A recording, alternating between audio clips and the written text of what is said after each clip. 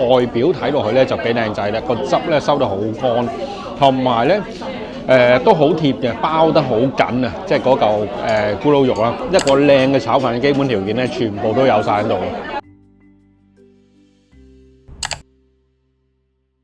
喂 ，Hello， 大家好，我係 Steve。今日咧終於有時間咧同大家咧食中菜啦，真係好一段時間咧，即係冇嚟過呢啲比較靚啲啊，即係一啲傳統啲嘅粵式嘅中菜館啊咁啊。如果大家都中意我繼續咧發掘更加多香港呢啲特色嘅餐廳咧，仲未訂嘅，快啲撳下 subscribe 掣同埋睇面俾個 like 啊！嗱，早排咧我就去咗好多個 trip 啦，咁啊包括咧即係去咗墨爾本啦，又去咗嘅希臘啦，咁啊真係好掛住中菜。咁今日咧就特登過到嚟咧，想嚟一段時間嘅一間餐廳㗎啦，咁今日咧就係嚟到咧中環咧蘭桂坊呢係昌哥粵菜館啦。咁呢一間餐廳咧，佢就唔係話開咗好耐嘅，大概1年到左右嘅啫。咁佢個位咧就啱啱喺角落頭位嘅，就喺呢個容記嘅斜對面咁啦。佢個位咧就唔係話好起眼，而且咧仲喺2樓嗰度嘅。咁早排咧就引起我注意啦，咁啊終於咧今日有時間咧過嚟咧自費實測一下究竟佢咩料啦。咁因為咧我上網睇咧，其實佢老闆即係阿昌哥啦，咁我就唔識佢嘅。咁我睇佢資料好似都幾猛料。以前咧曾經咧喺陸羽嗰度咧即係做過啦，亦都咧喺呢一個港大呢個同學會嘅會所啊，即係隔離嗰度咧，即係亦都係工作過嘅。佢哋嗰個食物嘅質素咧，應該有啲期望嘅咁啊。好在我今日咧6點幾已經上嚟攞位，未夠7點咧都已經係坐滿啦，大部分都係訂位啊。香港咧要係食靚嘅嘢咧，都真係要訂位。如果唔係真係好多人啊！我哋咧直接咧就睇一睇佢啲嘢食啦。嗱，因為佢個 menu 咧都幾多選擇嘅。咁當然啦，頭嗰兩品即係鮑參翅肚啊嗰啲，仲有啲河鮮咁樣啦。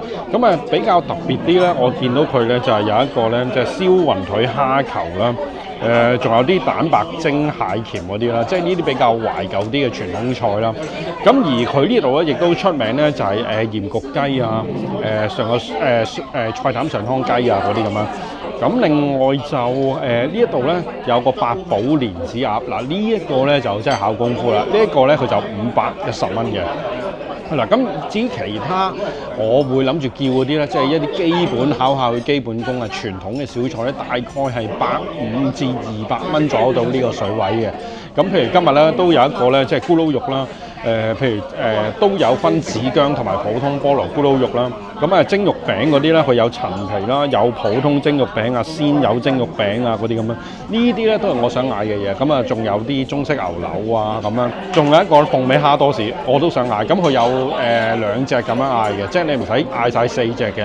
咁佢要一柯打4隻128蚊，可以分2隻咁賣。開始入秋啦，咁所以我見到佢有個即係時令嘅 menu 啦，有啲煲仔飯啊。有啲嘅煲仔菜啊嗰啲咁樣，咁嗰個咧就寫到明咧，即係要預訂嘅咁啊。咁所以咧，其實即係香港咧好多嘢咧都一定要咧預早預約、預早排隊咧先有嘅。咁啊，除咗食嘢之外咧，其實生活上一啲小細節咧，都好多時啦，即係喺香港嚟講，都係要排隊嘅。包括有陣時咧，即係身體有啲傷風感冒啊，有啲小毛病啦，落去睇醫生啊，都大排長龍啊。即係頭先我都講啦，即係早排去歐洲啦。咁其實咧喺出發之前咧都有啲小插曲嘅，自己咧覺得咧即係傷風感冒就嚟啦，咁啊諗住咧過去屋企附近咧即係嗰啲診所啊，睇下醫生攞定啲藥啦。點知一行到落去咧，哇！大排長龍，超級之多人啊！本身都係有啲唔舒服啦，但落到去都大排長龍咧，真係有啲無奈嘅。不過而家咧就方便得多啦，因為有網上醫生啊嘛，只需要 download 咗康健醫療咧，就可以喺屋企咧輕鬆咁樣睇醫生咯。嗱，康健醫療咧提供普通科嘅視像診症服務嘅，佢仲要係星期1至日咧，同埋公眾假期咧日日都應診嘅。由上晝嘅9點鐘咧去到下晝嘅5點半都可以安排到睇醫生嘅，而且咧最緊要咧就係佢即日咧係免費送藥咧上去指定嘅地址啊，所以有陣時咧真係唔舒服啊，唔想落街咧，呢個 app 咧真正咧就幫到你啦。只需要 download 康健 app 啦，跟住咧選擇即日應診或者預約應診啦，登入賬戶啦或者建立新嘅 account 啦，亦都輸入翻病人嘅檔案啊同埋送藥嘅地址。再選擇付款嘅方法進行付款，跟住咧就會進入呢個等候室啦。嗱，醫生嘅資訊咧同埋確認嘅時間咧都會即時顯示翻出嚟㗎啦。最後咧就喺預約嘅時間咧，同醫生咧進行呢個視像應診啊。嗱，睇完醫生之後咧，最快咧即日就已經可以攞到藥啦，同埋醫療證明嘅，而且咧有需要咧仲可以俾埋收據添嘅喎。當然啦，我都希望大家健健康康啦，所以我都將個 app 嘅連結咧擺翻 info box，大家有需要嗰陣時咧就可以click翻下邊嘅連結揾幫手咯喎。今日咧都肚餓嘅，咁我哋嗌多少嘢。首先咧，我哋咧就嗌咗個蝦多士。咁頭先咧職員都推薦我哋係呢個蝦多士，咁啊試下佢今日嘅狀態點先。但係呢個蝦多士咧就細細件，唔係好大件嘅啫。你見佢係都係開邊蝦啦，跟住拎佢炸咗佢咁啊。呢個蝦多士我覺得都可以啦。第一最緊要佢唔係話好油膩，即係食入口唔會好油。第二咧，其實咧佢嗰個多士入都唔會炸到過火咯。咁同埋隻蝦咧都算係爽彈嘅。係啦，隻蝦都幾大隻咁樣，咁所以其實都 OK， 亦都唔會話一口咬入去散晒咁樣。跟住咧，我哋咧嗌咗個涼瓜炒蛋，咁呢一碟咧，老實講嗱，以呢個價格嚟講，呢碟嘢咧就偏細碟，即係比較細啲嘅，比我想象中咁。不過佢咧都幾靚仔。首先睇咧，即係佢涼瓜咧，咁佢係片到幾薄嘅，咁同埋咧表面上個蛋咧都炒到幾滑嘅，就唔會話老咗咁樣咯。咁我哋試下先呢一個。咁佢呢個涼瓜炒蛋，我覺得都幾好食嘅，特別係嗰個蛋咧，佢係炒得幾滑，一啲都冇老啦，冇乾啊咁樣。咁啊，唯獨是其實佢嗰個涼瓜就唔係話好甘香咧，即係個味道我係覺得爭少少。咁但係就基本功係有嘅，成個餸咧嘅架構雖然基本，但係咧佢就都感受到嗰個係即刻炒出嚟嗰種啊，嗰個少少鑊氣咁樣嘅，幾好嘅呢個都。個陳皮蒸肉餅啦，咁呢一個咧，我記得咧，即係應該都幾年前啦。如果肯即係福臨門食咧，講緊係過300蚊嘅，咁呢一度咧係160蚊左右度啦，咁差唔多一半價錢。咁呢個肉餅咧都好似樣，出嚟咧真係熱辣辣，你見嗰啲蒸氣咧係咁升上嚟，已經覺得哇好正。同埋咧，佢肉餅咧好柔軟嘅喎，你見到佢係好軟，切落去嗰陣時，你覺得係好腍滑嗰啲嚟嘅。咁啊，一般咧蒸肉餅都會溝嗰啲少嘅肥豬肉啊，咁樣溝落去啊。咁最主要咧就係睇個比例啦，同埋個質地靚唔靚。咁同埋今日咧話到明咧，即係個陳皮蒸肉餅咁睇下佢個味道又得唔得嘅喎今日。嗱，肉餅咧，佢呢一個咧都剁得幾好嘅，即係手剁嘅。咁啊，同埋食咧都幾腍滑。不過咧，我哋咧就係一個陳皮啊嘛，你表面上咧，你見佢一粒粒黑色嗰啲就係陳皮，我就稍嫌嗰啲陳皮咧比較碎得滯，變咗佢味道咧就唔係話好突出咯。